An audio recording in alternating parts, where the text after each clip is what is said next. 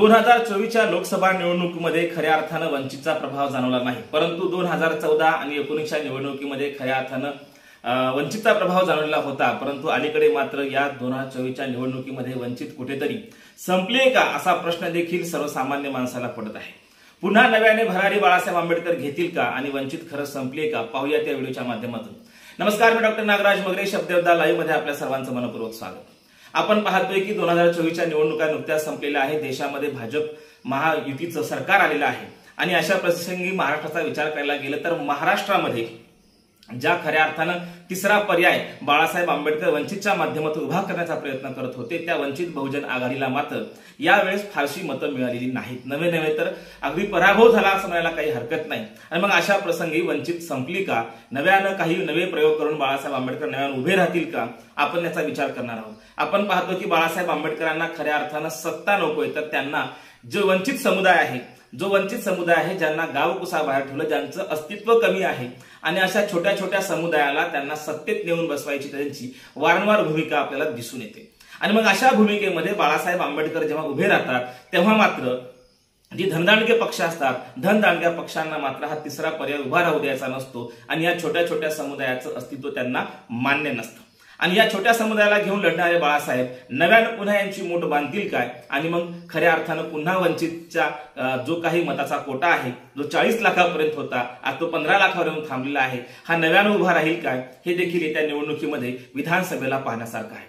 आपण पाहतोय की वंचितची उमेदवारांची आता अर्जांची मागणी केलेली आहे। वंचितने उमेदवारांना अर्ज मागवण्याची 26 जुलै ही तारीख दिलेली आहे। या तारखेपर्यंत सर्वांनी अर्ज करावे अशी खऱ्या अर्थानं बाळासाहेब आंबेडकर हे लोकशाहीला कसे धरून काम करतात हे आपल्याला पाहता येतं। कारण कुठल्याही पक्षानं असे अर्ज मागवलेले नाहीत, कारण जे धनदांडक आहे त्याला तिकीट दिलं जातं, परंतु वंचित घटकातील अगदी छोट्या छोट्या समुदायाला तिकीट देण्याचं काम हे वंचित बहुजन आघाडी करते। आणि आपण पाहतोय वंचित बहुजन आघाडीने कामाला सुरुवात केलेली आहे। नव्यानं उभं राहण्यासाठी बाळासाहेब आंबेडकर यांनी नव्यानं उभं राहण्यासाठी विधानसभेच्या माध्यमातून खऱ्या अर्थानं पुन्हा एक फिनिक्स पक्षासारखी भरारी घेण्यासाठी त्यांनी वंचितच्या उमेदवारांना अर्ज करण्यासाठी सांगितले आहे। उमेदवारीसाठी अर्ज करायला त्यांनी 26 जुलै तारीख दिलेली आहे। मग याच्यात आपल्याला पाहता येतं की जिथे 40 लाख मतं पडली होती ती 15 लाख मतं का झाली, कारण आपण पाहतोय महाराष्ट्रामध्ये एक नॅरेटिव्ह तयार करण्यात आलेलं होतं।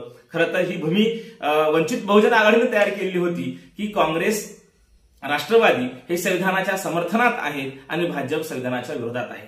हा जो काही बागुलबुवा उभा केला होता संविधान बदलाचा, आणि मग हा संविधान बदलाचा बागुलबुवा उभा केल्यामुळे सर्व जी काही वंचितची मतं आहेत, जी संविधानाला मानणारी मतं होती, संविधानाचं समर्थन करणारी मतं होती, संविधानिक मूल्यांचं समर्थन करणारी मतं होती, ही सर्व मतं आपण पाहायला गेले ही सर्व मते हे काँग्रेस राष्ट्रवादी अर्थात महाविकास आघाडीकडे डायव्हर्ट झाली आणि इथे वंचित बहुजन आघाडीचा पराभव झाला।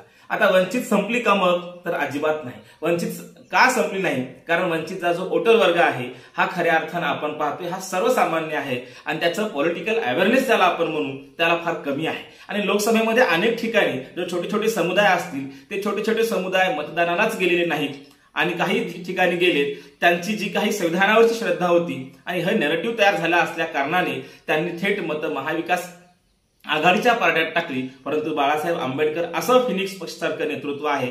आपण पाहिलं होतं 2004च्या नंतरच्या निवडणुकीमध्ये, 9च्या निवडणुकीमध्ये, आणि पुन्हा आपण जेव्हा पाहतो तेव्हा सर्वजण म्हणाले होते की बाळासाहेब आंबेडकर आता राजकारणात नव्यानं उभे राहू शकत नाहीत।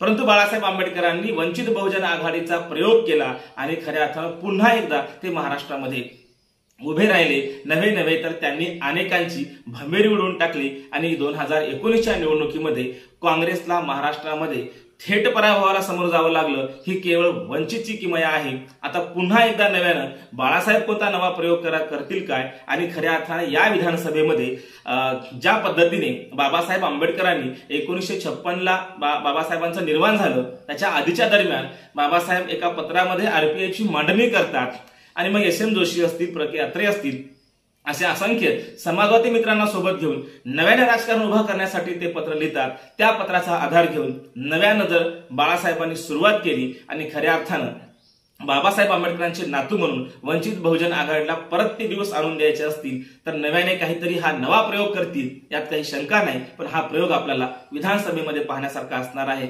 संविधानाच्या समर्थनामध्ये, वंचितांच्या राजकारणामध्ये आणि छोट्या समुदायांना सत्तेत घेऊन जाण्यासाठी बाळासाहेबांची भूमिका ही कायम महत्वाची राहिलेली आहे आणि याच भूमिकेला घेऊन नव्याने ते काय प्रयोग करतील आणि विधानसभेमध्ये पुन्हा कमबॅक करतील का हे पाहण्यासारखं असणार आहे। धन्यवाद।